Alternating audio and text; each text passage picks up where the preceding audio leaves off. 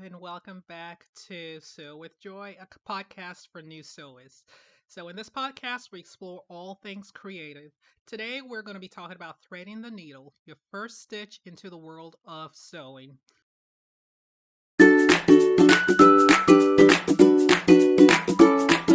So, you're ready to take the plunge.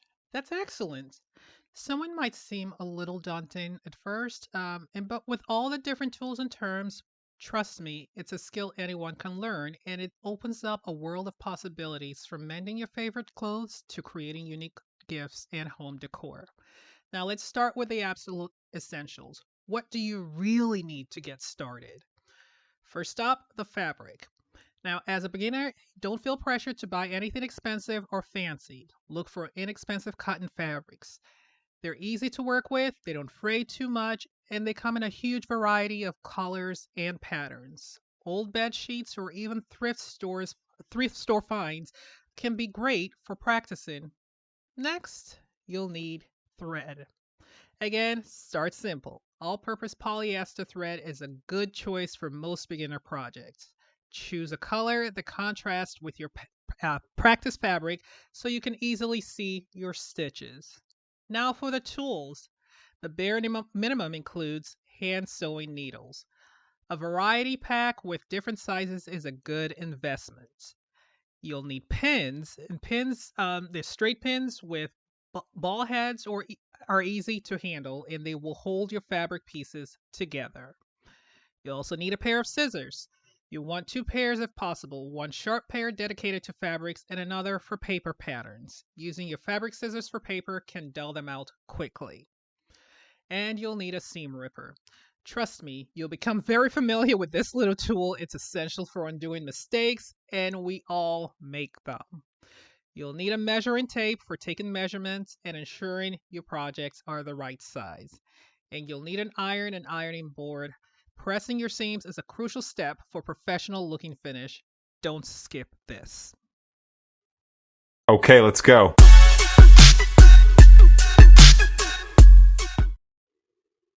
Now on to the next steps. You've gathered your supplies. What's next? Let's talk about the first thing you'll likely do. That is threading a needle. This can be a bit of a fidget at first, and with a little practice, you'll get the hang of it. Here's a simple method. Snip the end of your thread cleanly. Wet the tip of your thread slightly and just a little bit just to keep it together. And then hold the eye of your needle steady and try to push the wet thread through the eye. If it's being stubborn, try a different angle or snip the thread again for a cleaner edge.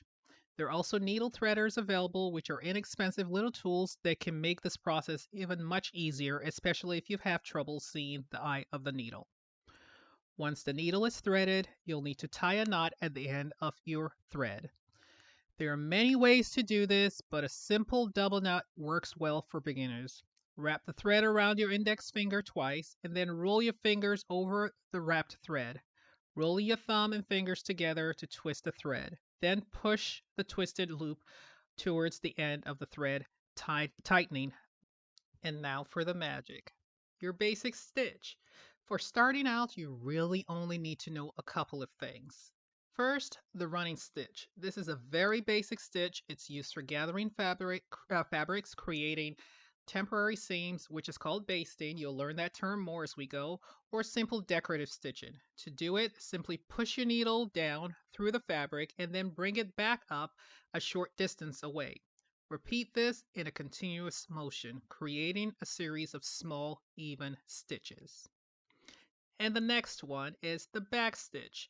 This stitch is much stronger than the running stitch and is used for creating permanent seams. Bring your needle down through the fabric, go back down a short distance behind where your thread just came out, bring the needle back up again, and a short distance in front of your first stitch. Continue this, always going back to meet the end of the previous stitch. This creates a solid, strong line of stitching. And you're almost done with your first lesson. Remember, practice makes perfect. Grab some of that practice fabric and just try making rows of running stitches and back stitches. Focus on keeping your stitches relatively even in length and spacing. Don't worry about perfection at this stage, it's all about getting a feel for the needle and thread. Now, once you feel comfortable with these basic stitches, you can start thinking about your first simple project. A great beginner project is a simple straight edged item like a small pouch, a bookmark, or even just practicing sewing two pieces of fabrics together to create a seam. There are tons of free tutorials online for these kinds of projects. Now, here are a few tips to keep in mind as you begin your sewing journey. Start slow and be patient with yourself. Everyone makes mistakes, and that's how you learn. Don't get discouraged. Good lighting is your friend. It will make it much easier to see what you're doing and avoid eye strain. Press your seams. As I mentioned earlier, ironing your seams flat after you sew them makes a huge difference in the finishing look of your project. And don't be afraid to ask for help. There are tons of online communities and resources where you can find answers to your questions, including here on this podcast. And most importantly, have fun. Sewing should be an enjoyable and creative outlet. So, there you have it. Your very first step into the wonderful world of sewing. We've covered the essential tools, basic stitches, and some helpful tips to get you started. Remember, every experienced sewist started exactly where you are today. With a little practice and patience, you'll be creating amazing things in no time. Thanks for tuning in. Have a happy sewing day, and we'll catch up again next time for more creative adventures.